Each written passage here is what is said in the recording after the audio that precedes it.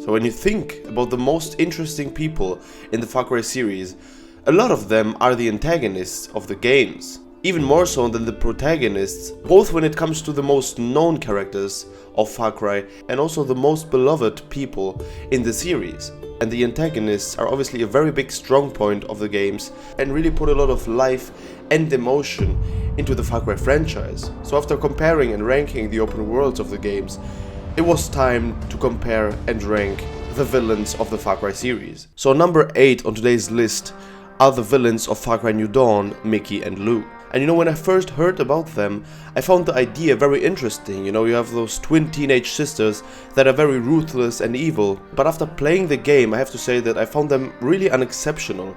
I firstly couldn't take them really seriously as proper villains. And also their motivations and influence, there just really isn't as much to be said. The whole backstory of them, the dynamic with the protagonists, and you don't really see them as a proper threat. And moreover, even when they die, it's really evident that Ubisoft cared more about the whole New Eden plot than about Mickey and Lou themselves. So while the idea of the two twin sisters as proper villains was definitely very interesting, in reality they were quite disappointing and last place on today's list. So the second worst villain of the Far Cry series is Dr. Krieger from the first Far Cry game. And obviously here I can forgive Far Cry for not having the best and multi-dimensional villain of all time, because it was simply the first game that they created. He was really a villain straight out of Resident Evil, using that island that we were able to play on for his crazy experiments. And Krieger is a villain who only speaks to Jack, the protagonist of the game, a couple of times, and even dies to his own experiment. And also the final battle with him was not really epic, and we are hardly able to see Dr. Krieger at all. But as I said, it was the first Far Cry game, and obviously their focuses were elsewhere on a new franchise, so that's why he's on 7th place on the best Far Cry villains. So now on 6th place, we have the antagonists of Far Cry Primal, Ul and Batari. And we obviously all know that Far Cry Primal is one of the lesser known and popular games from the Far Cry series, and I think that a big part of that are the antagonists. The designs of both of them are really great, Ul is just this big brute, and his outfit contains bones and animal skin, so he's a pretty intimidating dude, which generally is the first thing that mattered 10,000 years before Christ, in those primal times. However, the more we played the game, I was kind of surprised that he wasn't really this crazy guy. He really just wanted to protect his family, and for a game that plays in the Stone Age, I didn't really see such a shift coming. When it comes to Batari, there really isn't as much to say about her, She does offer this partnership with Takar, but once he refuses and steals the mask, her only desire is to kill us, and she has a really boring dynamic with Takar. And so while I definitely preferred Ul from Batari, they both are not prime examples of what villains should look like, so that's why they're on place 6 on today's list. So on 5th place on today's list is the Jackal from Far Cry 2. And in this one, for the first time, a very interesting dynamic in the Far Cry series came up than we see a lot in other games. And it is the fact that the villain made us players think if we are actually the bad guy. It kind of felt like the Jackal was kind of this good guy that was surrounded by so many villains. And while we are the mercenary that is fighting for the two different factions, you could really see that the two factions were interested in prolonging this war that they had. However, the Jackal was really motivating us to end this war by any means necessary. And while I was playing the game, I was really sometimes thinking, maybe it's really us who are the bad guy in all of this, and the Jackal is only a neutral guy that is doing what would be done anyway. So while I found most of the characters from Far Cry 2 really boring and stale, the Jackal for me was the most interesting character from the whole game, and that's why I decided to put him over villains like Ul and Batari on today's list. Now on 4th place on today's list is the latest villain, Anton Castillo. And with Anton, there are really two sides of his character. On one hand, he's really outstanding simply because of the fact that Giancarlo Esposito made an incredible job with his acting skills, and it really made the character feel more alive. And also those scenes, especially in the beginning, those dark and mature scenes, really made him look quite intimidating and powerful. However, on the other hand, the more you play the game, the more you really see him as a more of a background person.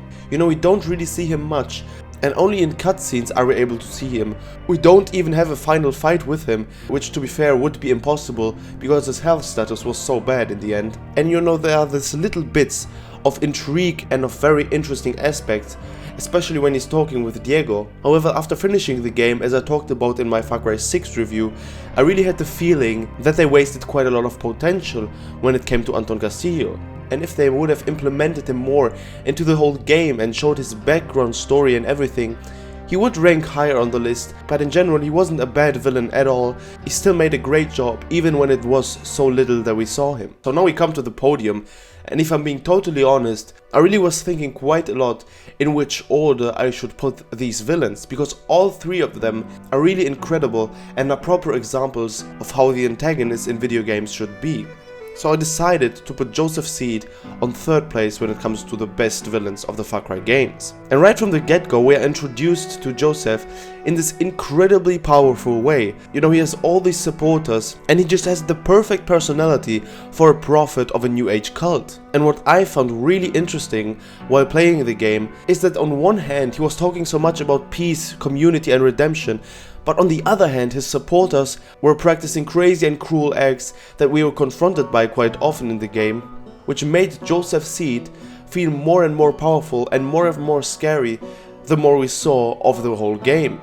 And now the difference from other Far Cry games here is that while he's the main antagonist of the game, we still have the three siblings that we see more of the time, you know, with John, Faith and Jacob Seed, and especially Faith Seed.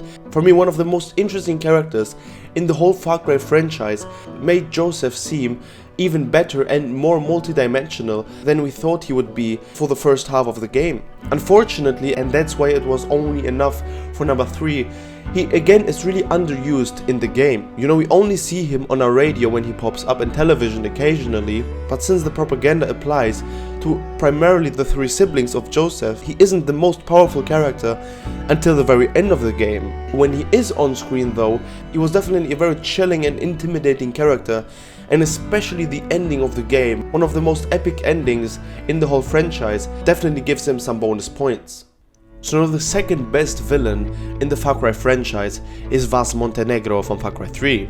And Vas again is one of the few guys in the Far Cry series that really isn't the big bad guy of the game. You know, his charisma and his crazy energy really made him the focus of every scene he was in. And you know, while at first glance he really is that crazy brutal guy that has killer lines in every scene, the more we play the game, the more we kind of see the other side of Vas. And there's a reason why his iconic monologue in the end of the game is not only one of the most epic moments in the Far Cry franchise, but in all of video games. And while he has a philosophy and a logic that, you know, is way off and that you would think is completely crazy, the more we play the game, we can't really deny seeing the logic and the whole way of thinking behind it. And in a lot of scenes, it was crystal clear that he is way more intelligent than he looks like at first glance. And even to the point that it influences Jason Brody quite a lot and makes him take those decisions that he wouldn't have taken if it wasn't for Vas. It was kind of disappointing for me though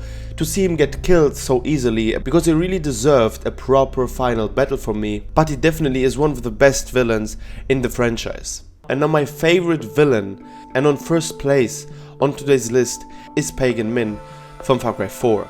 And he really is everything that Vas is, but better in my opinion. You know, he has a very powerful entrance, but what makes him stand out for me was that personal connection that he had with RJ. And that's a thing that we didn't see in another Far Cry game again.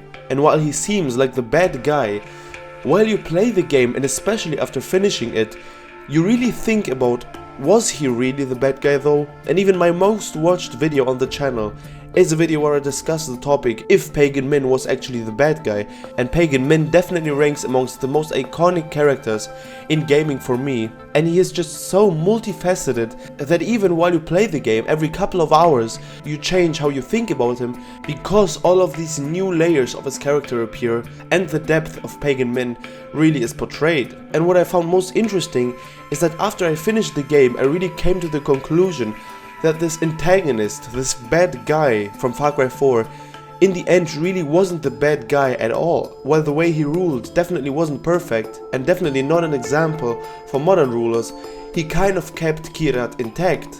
And after killing him or after releasing him, it really becomes clear that his intentions weren't bad and that Sabal and Armita are way worse for Kirat and the people. So that was my personal list of the best villains from the Far Cry series. And now again, I'm very interested in your opinions and what your favorite antagonists are. While it was quite easy to put this list together, I still had to think about the top 3. I knew that Pagan Min was going to be one, but I didn't know about Joseph or Vas, because both of them were really good villains in my opinion. But that just shows that the antagonists of the Far Cry games are really a big strength of the whole franchise. And I really hope that we will see more and more great villains in the future. However, I doubt that we will see guys like Pagan Min or Vars again, because they were really an example for proper antagonists. Okay guys, that was it from me in today's video. I wish you all an amazing day. I'll see you in the next one. Bye bye.